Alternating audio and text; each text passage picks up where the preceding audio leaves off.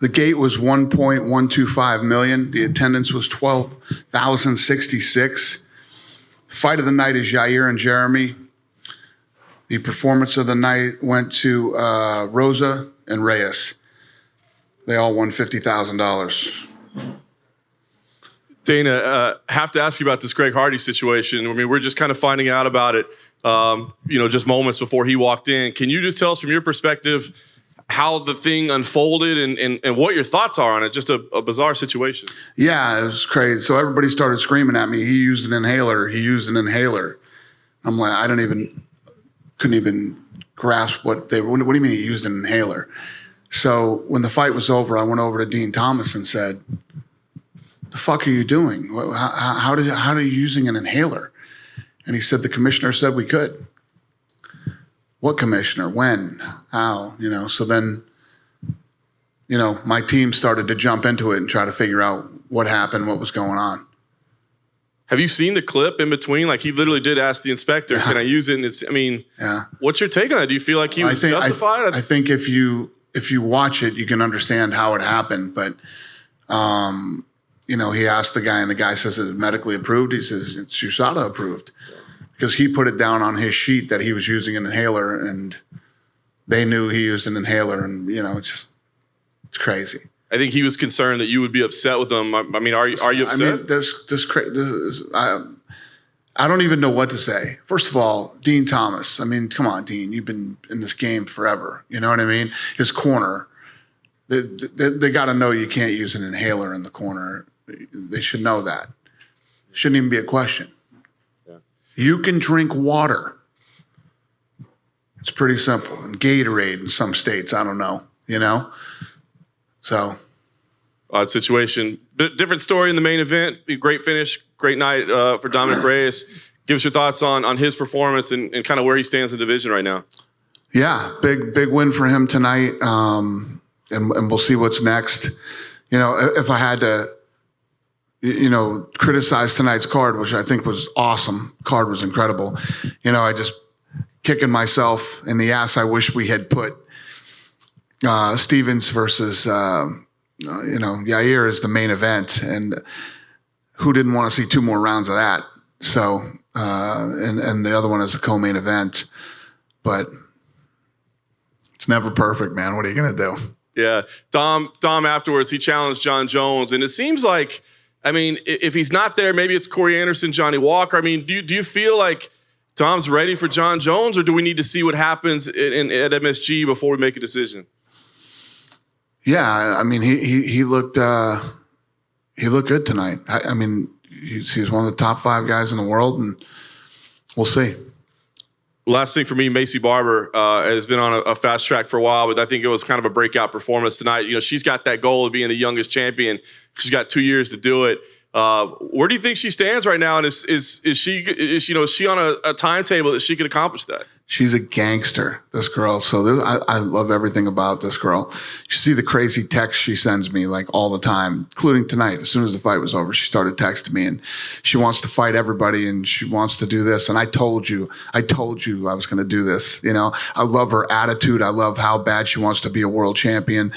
I love how she finishes fights. She fought a very tough girl tonight, and she stopped her. She looked incredible. She's fun, and it's going to be fun for us, all of us, and the fans to watch her grow over the next couple of years. Dana in the front. On the flip side, Chris Wyman, he's now lost 5 out of the 6. Do you think it's time for him to retire? If not, do you think it's time for him to maybe face an unranked opponent? What he said tonight didn't sound to me like he's considering retirement. So it's a conversation that he and I definitely need to have. And,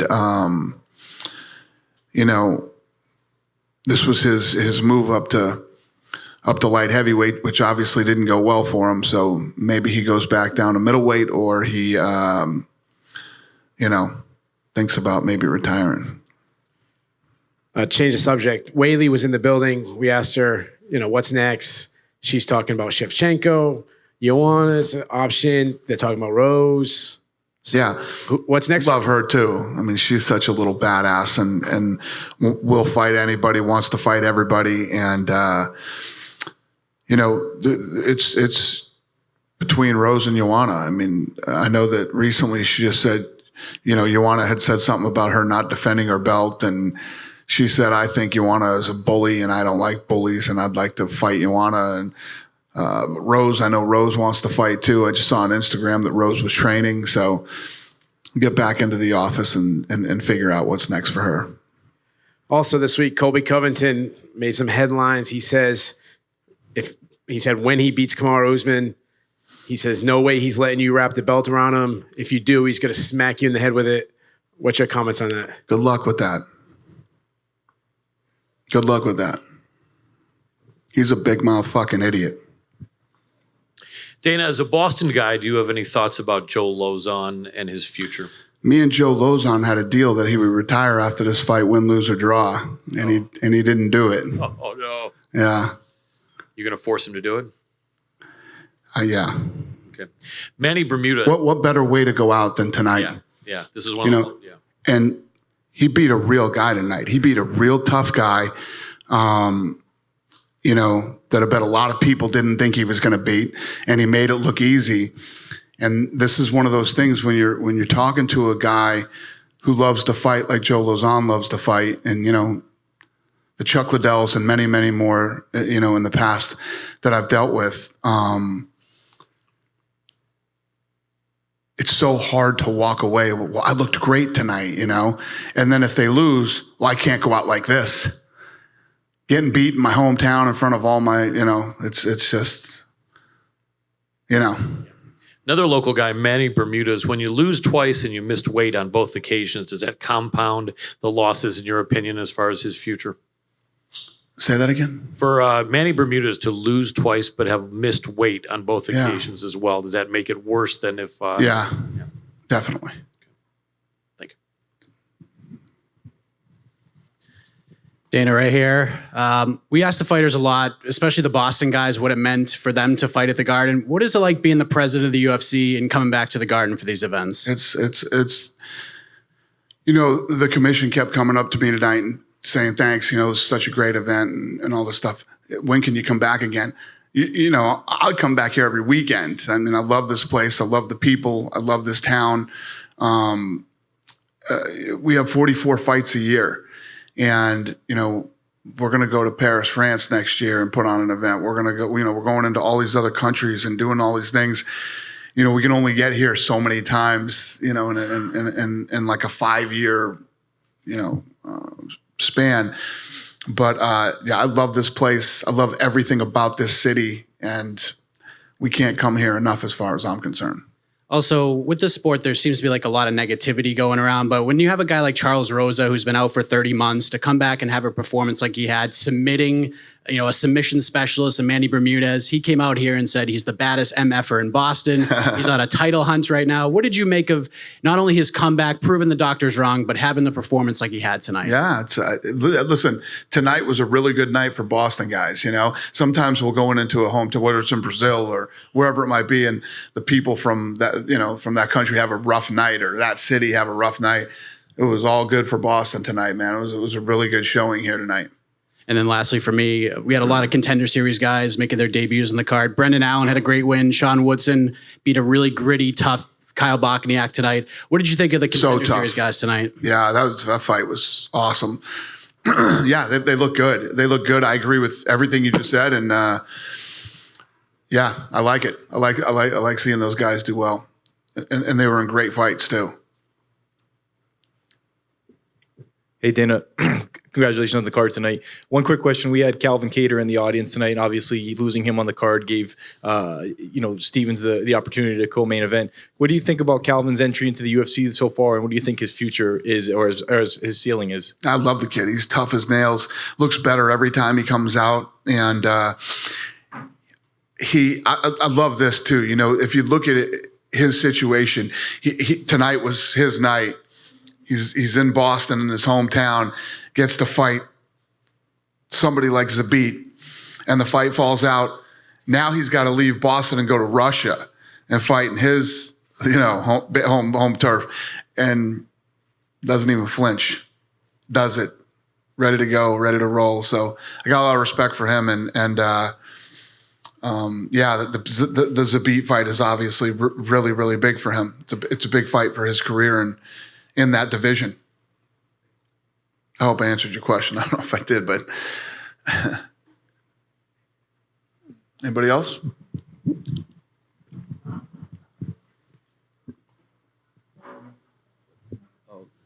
Dana, first, what do you feel to finally have this great fight between Jair and Jeremy? And what were your thoughts when you saw what happened with the crowd in Mexico City? Ask me that question again.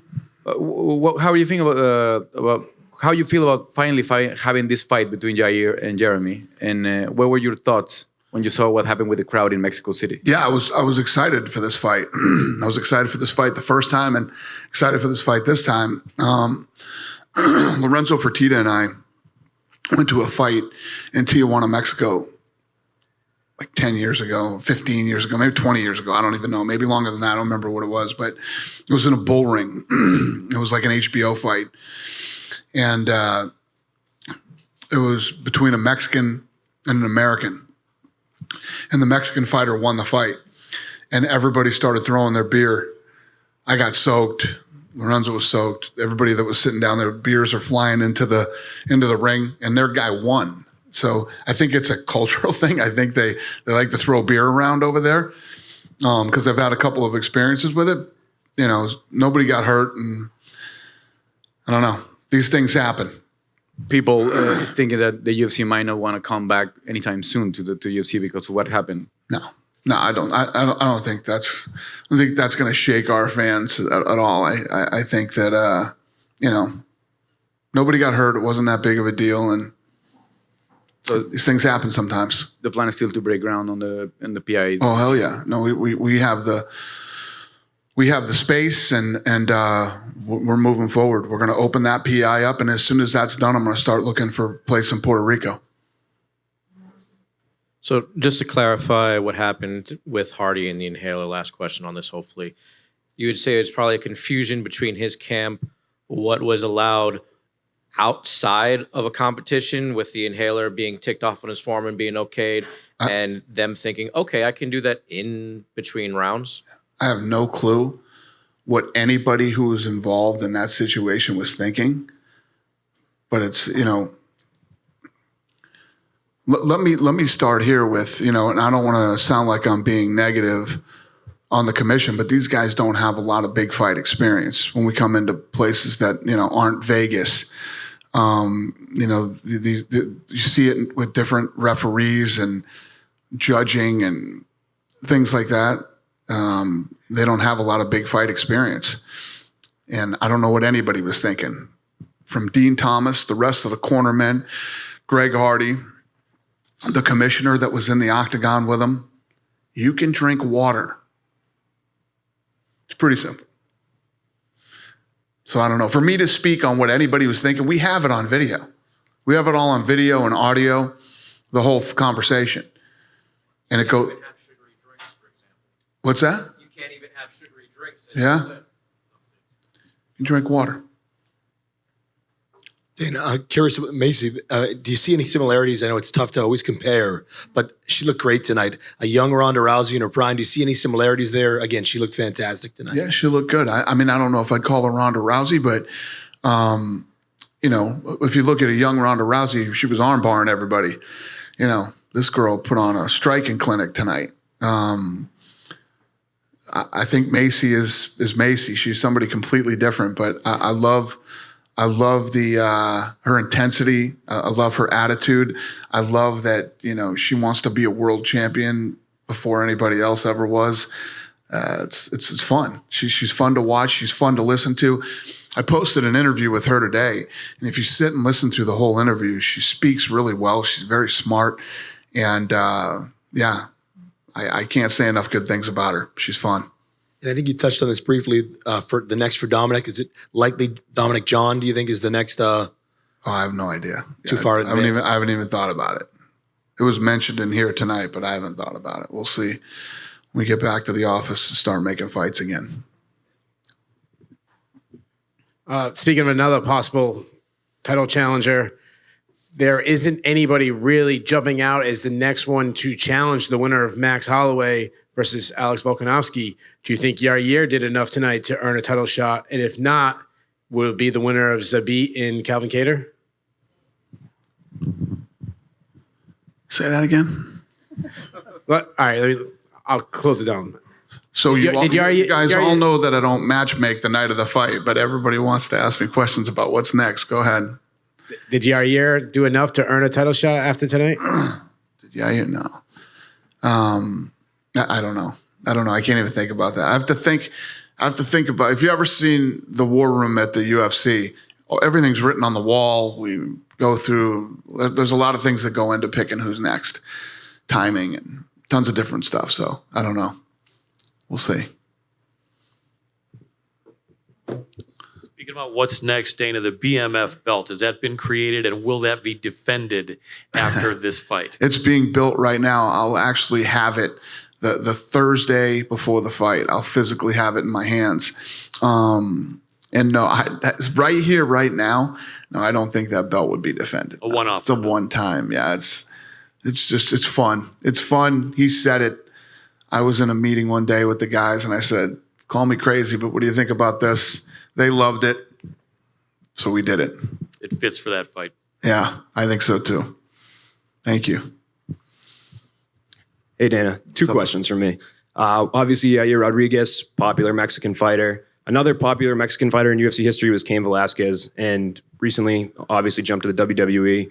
He had a lot to say about you, and he praised you about the conversation that you guys had on the phone when he called you, said he was going to go over. What was that conversation like from your end, and what are your overall thoughts about him joining WWE? Cain? Yeah. Cain. Yeah. I'm happy for him. You know, Cain's had some rough injuries, you know, that happened. The guy's been a professional athlete for a long time, collegiate athlete.